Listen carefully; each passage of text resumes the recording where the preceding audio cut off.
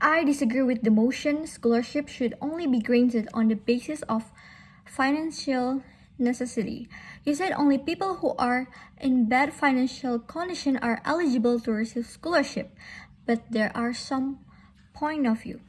If scholarship are only given to those who are financially underprivileged, so are the students who are more financially stable not entitled to get the scholarship. The fact is that many people who have a stable financial life can get scholarship. Actually, the view scholarship are only for the less fortunate is not quite right.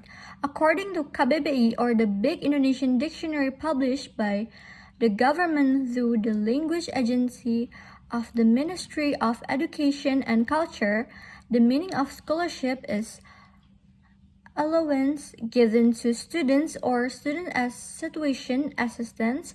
From this understanding, it is clear that scholarships are financially assistance so that a student can participate in learning activities at a lower cost.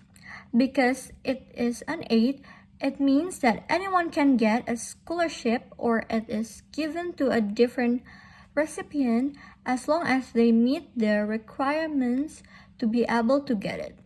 Scholarship based on merit have a real allure. They create incentive for children to exert more effort to learn in school rather than just to attend.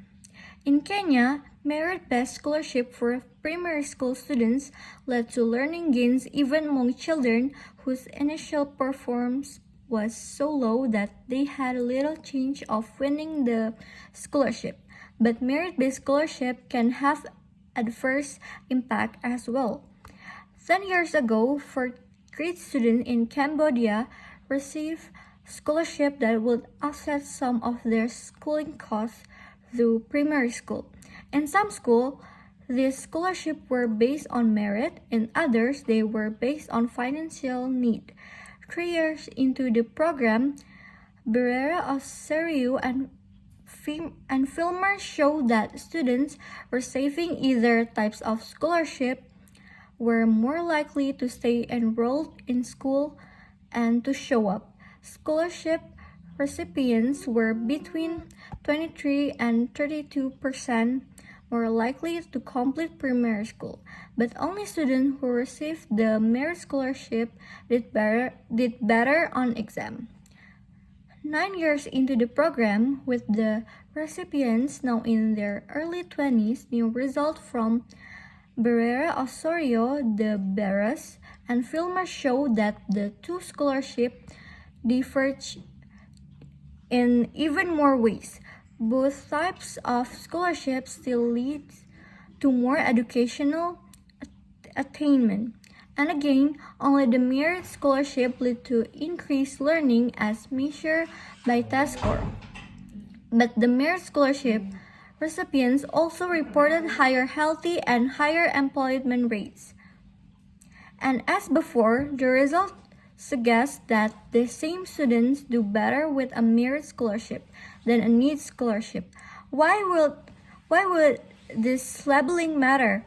Students who receive merit scholarship are reminded of their academic potential by the scholarship itself, where students who receive need scholarship are reminded only of their financial need.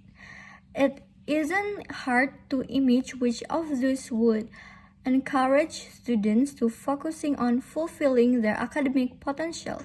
As the authors point out, the solution may be to use merit scholarship, but to ensure that high-need students are among the beneficiaries. This may happen through targeting schools or districts where the vast majority of students have high end.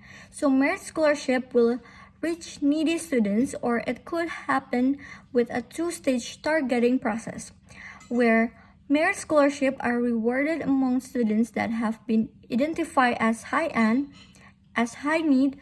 It's great to target the most vulnerable students with financial help, but this result suggests there is a value in doing so that it emphasize their ability over their needs. Scholarships are one of the best methods to meet the expense of college. When you think of scholarship, the natural response is a lot of work. But truthfully, anyone is qualified to achieve a scholarship. Whether you part of the lower class or upper class, there are scholarships. What tends to be unfair is that every state has a favor in one of these two choices. For example, some states favor more merit-based scholarship and some states favor need-based scholarship. With this preference, students are unable to get the financial aid of their choice. By examining both of these options, need-based scholarship provide a fair, unbiased look at the students' true academic potential. This is significant because without having a more accurate method determining which category a student falls under, some students will not get the financial aid they need for college, therefore be forced to not attend a secondary school. For most people, scholarship can be the only way one gets into a secondary school, but without being somewhat of a genius, the task seems impossible. Scholarships are broken down into two categories, need-based and merit-based. Need-based scholarships are just how is it written for those in need, while merit-based and for those who success academically, artistically, and athletically, and the list goes on. Just because students aren't able to have all of those characteristics doesn't mean that they are not worthy of scholarship. Every student tries hard in their own way. Some may show more than others, but some students face greater challenge. It all depends on the individuals.